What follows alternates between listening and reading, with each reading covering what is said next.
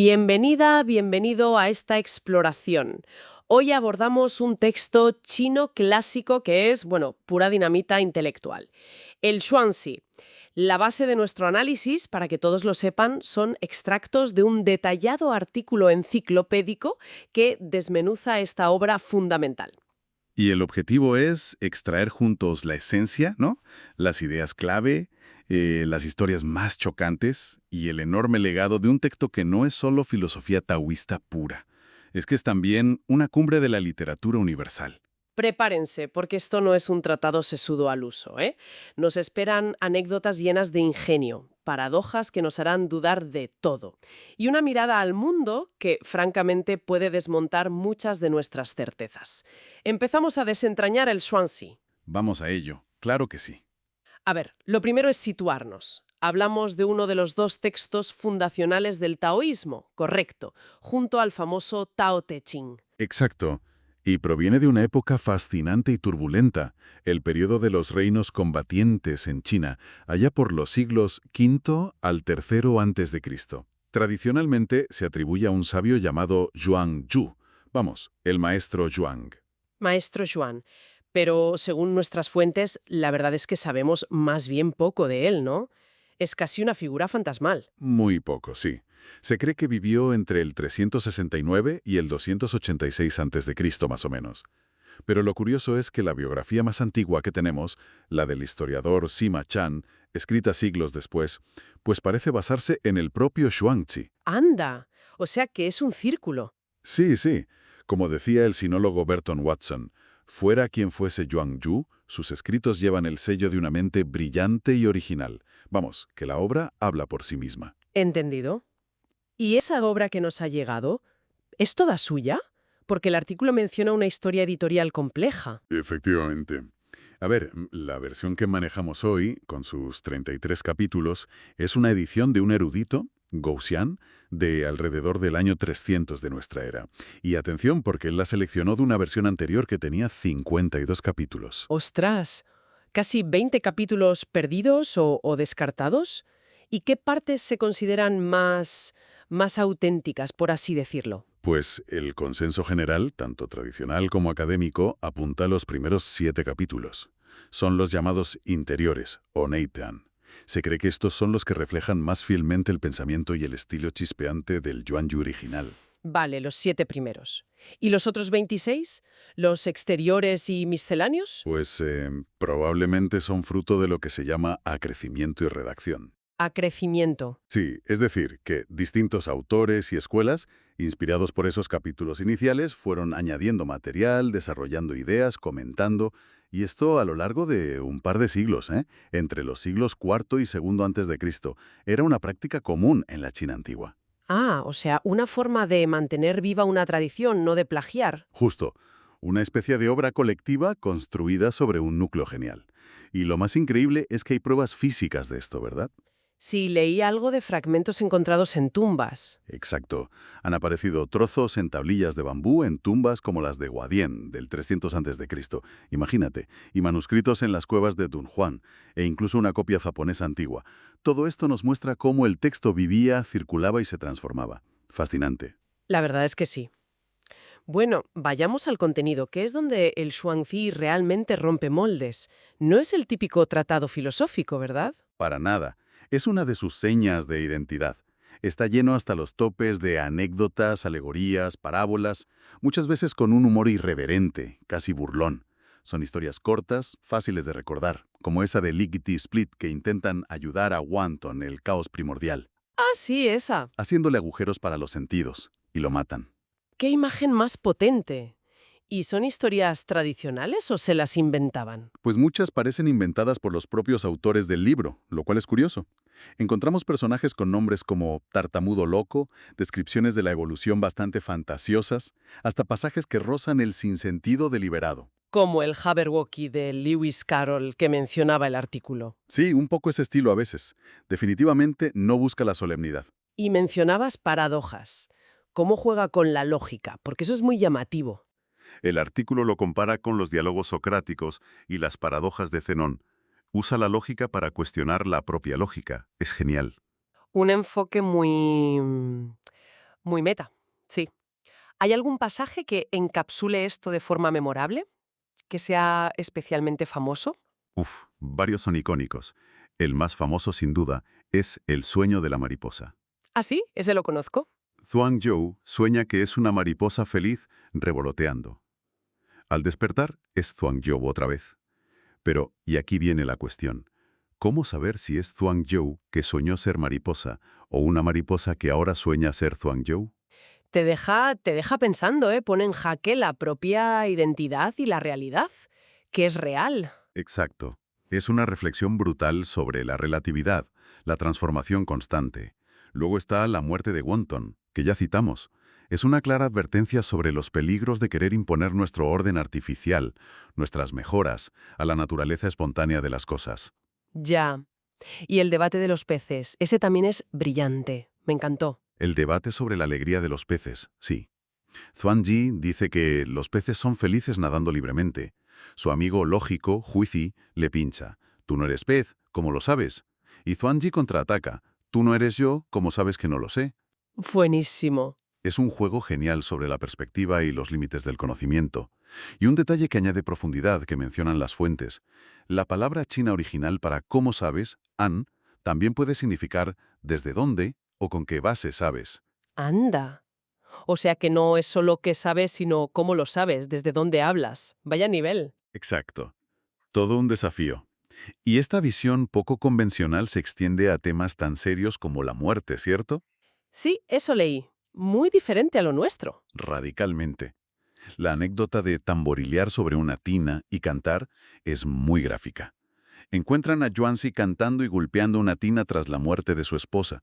Imagínate la escena. Chocante, desde luego. Su explicación es desconcertante para su amigo. La muerte es solo una transformación más, como las estaciones. Llorar, para él, es no entender el flujo natural del universo, el destino. Así que la muerte no es un final terrible, sino... Una transición. Una perspectiva que choca bastante con la visión occidental habitual, ¿verdad? Totalmente. Es verlo como parte de un ciclo. Y se ve en el relato de su propia muerte, en el capítulo 32. Pide que no le hagan un entierro lujoso. ¿Para qué? El cielo y la tierra serán su ataúd, el sol y la luna sus joyas, dice. Qué bonito. Y añade, si me comen los cuervos arriba o las hormigas abajo, ¿qué más da? Es la aceptación total del ciclo natural, una visión coherente hasta el final. Impresionante coherencia, sí. Entonces, si tuviéramos que destilar las grandes ideas, los nuggets filosóficos de este texto, ¿cuáles serían las claves? A ver, el corazón, yo diría, es la invitación a vivir con espontaneidad natural. Ziran, es ese concepto de ser así por sí mismo. Y actuar sin esfuerzo deliberado, Wu Wei, que no es no hacer nada, sino fluir con el curso natural de las cosas, con el Tao, el camino. Liberarse de las ataduras mentales y sociales. ¿Actuar sin forzar, como el agua que fluye? ¿Algo así? Justo, esa es una buena imagen. Y de ahí se deriva una idea clave. La falsedad de las dicotomías que creamos constantemente. Bueno-malo, grande-pequeño, útil-inútil, vida-muerte. El Xuanyi insiste, el universo es cambio constante, bien-hua. Estas etiquetas son relativas, son artificiales. La felicidad está en vivir más allá de ellas, en esa espontaneidad. Me llama mucho la atención lo de útil-inútil. El texto parece valorar lo que la sociedad normalmente desprecia o considera inútil. Exacto. Hay una fascinación por lo inútil. Por ejemplo, habla de árboles retorcidos que nadie quiere para madera, pero que justo por eso viven mucho tiempo. Y ligado a esto están los ejemplos de artesanos maestros. El carnicero que descuartiza bueyes sin esfuerzo aparente, el tallador, el nadador. ¿Y qué representan estos artesanos? ¿Por qué son tan importantes en el texto? Representan el ideal del Wu Wei aplicado. Su habilidad es tan perfecta que se ha vuelto instintiva, espontánea. Actúan sin pensar, en flujo total, logrando la maestría. Son el modelo de cómo vivir. Alcanzar la perfección a través de la no-mente, Guxin, de la acción intuitiva. Un conocimiento que va más allá de lo puramente racional. Entiendo.